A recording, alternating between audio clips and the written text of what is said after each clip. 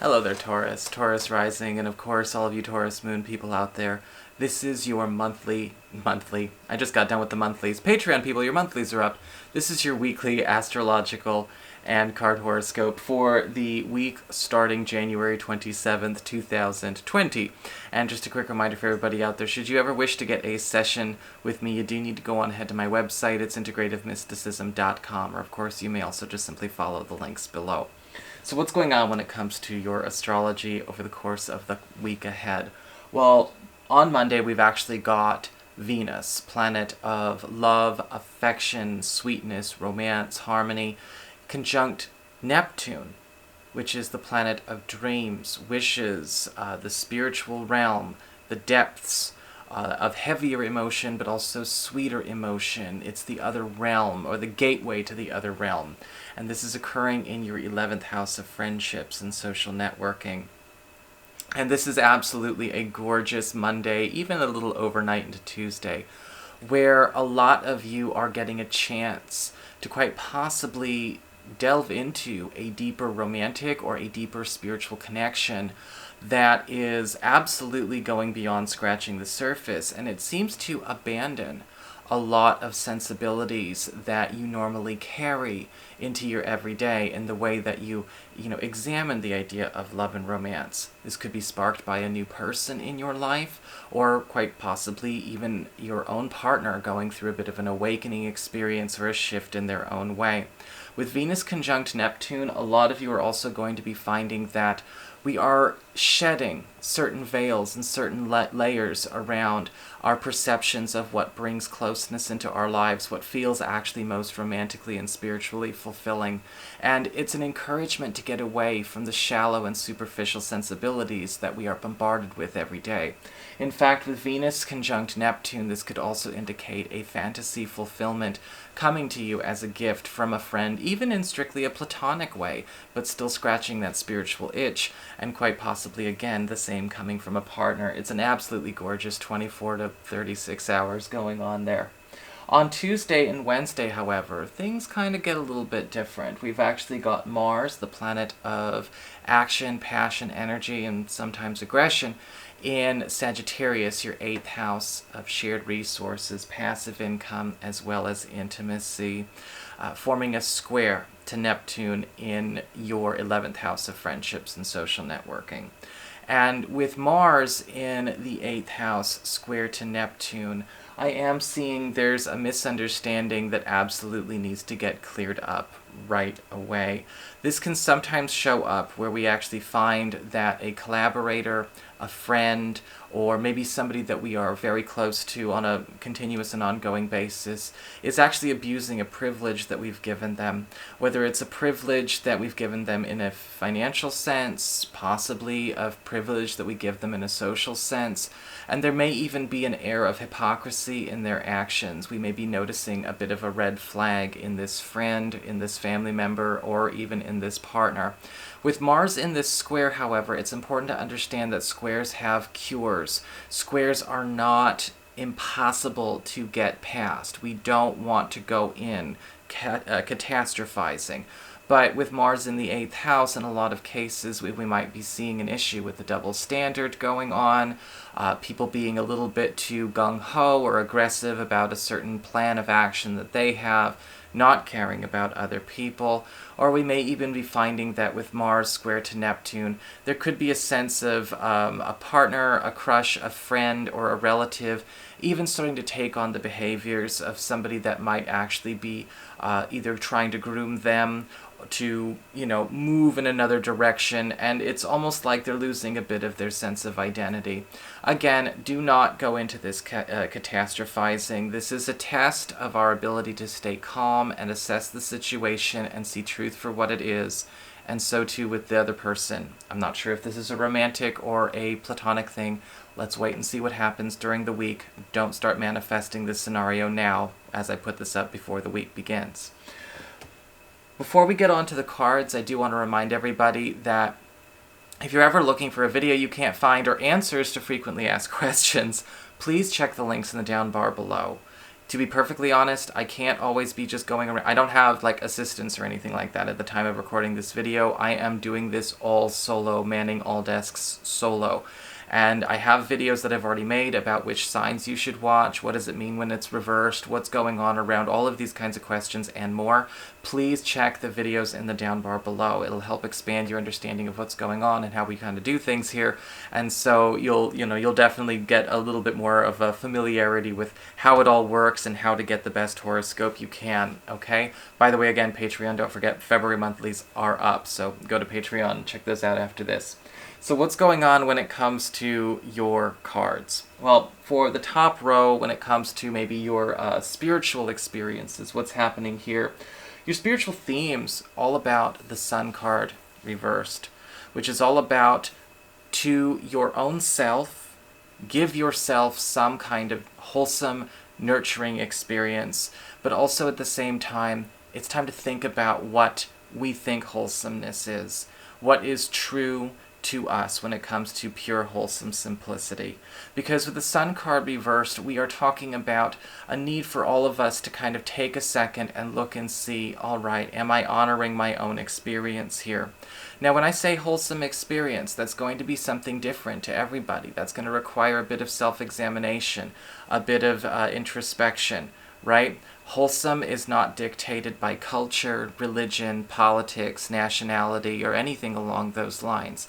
What's wholesome is basically that which actually nurtures the soul, and in the highest interest of all concerns, contributes and gives love. It does not take love.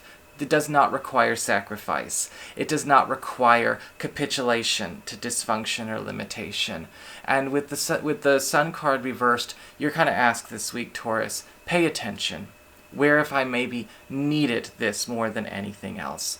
Who is actually a compatible friend or relative or company that I'm keeping that's actually bringing in that sense of wholesome simplicity, that sweetness that speaks again to the true love of my true nature?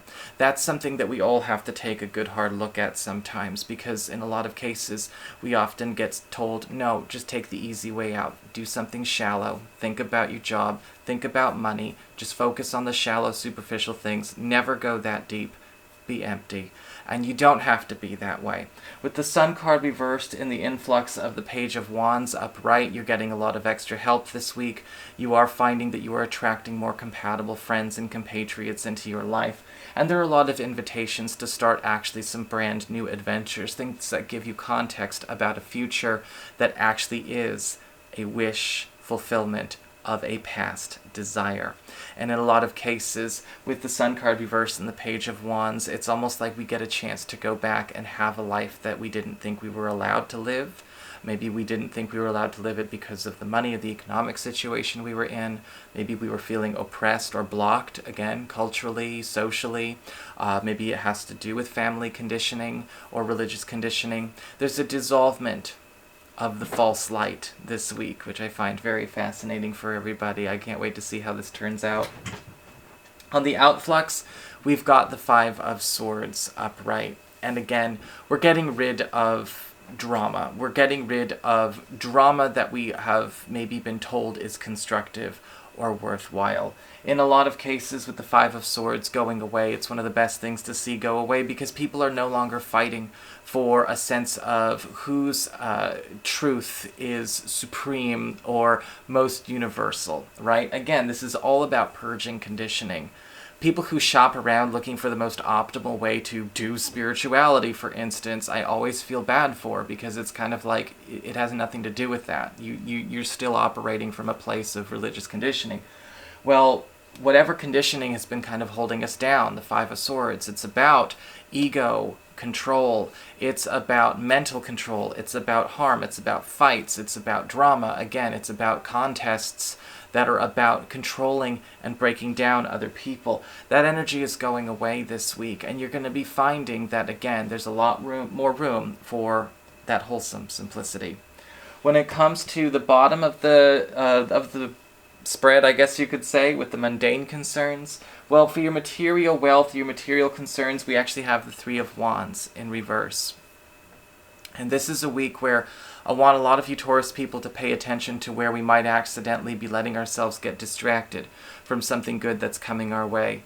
In a lot of cases with the Three of Wands reversed, there's a need to pay attention to what you're accidentally too preoccupied with and be like, holy crap, I've given this thing 6 hours, but honestly, if I'm not careful, if I'm not on the ball, I might miss that boat that's passing by.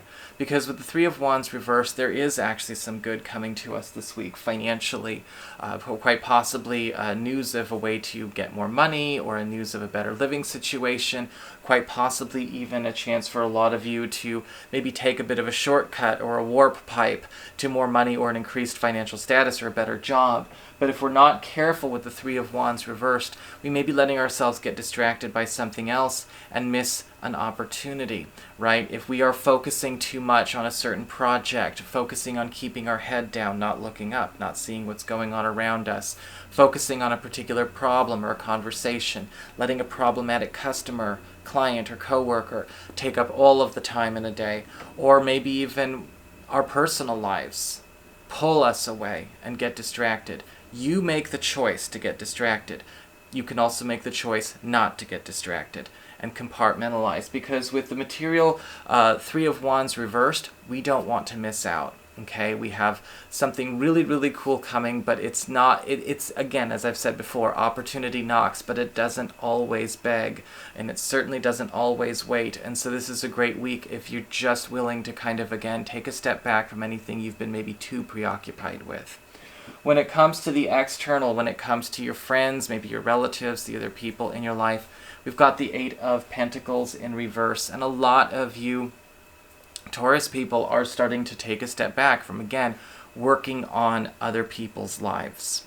That's what I'm really seeing here. Working on other people's lives, other people's experiences, kind of finding out, okay, well, how do I personalize my experience in this group or in this family or in this friendship, as opposed to maybe immersing myself in another person's identity to get to know them better. I need to find out, well, what exactly am I doing to help myself to grow? You know, what am I bringing to the table? You have to think of these connections as almost like a banquet with the Eight of Pentacles reversed sometimes, because it's like, look, if you are going to the banquet and you find out that, you know, people are bringing all kinds of different goodies, and, you know, it's a potluck banquet, so to speak. Well, if you find out that somebody is bringing, you know, this kind of salad, and then this person's bringing this kind of, you know, fruit pudding or something like that, and then you decide that you are going to copy somebody else, or you're going to go, okay, well, it looks like everyone wants salad and fruit pudding, let me go find something I can put in there. No, take a step back. Don't forget, it's not about you validating other people's experiences by reflecting their experience back at them. That doesn't really work for the longest time. That just puts people at ease.